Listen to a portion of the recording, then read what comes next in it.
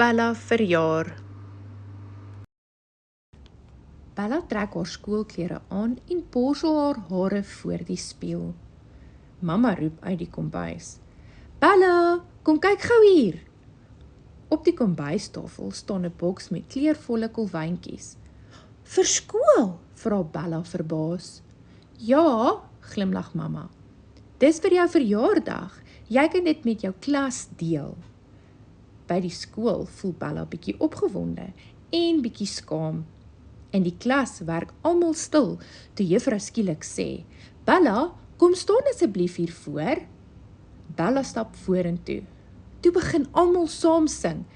Veel geluk, liewe Bella, omdat jy verjaar. Bella glimlag groot. Haar wange voel warm van bly wees.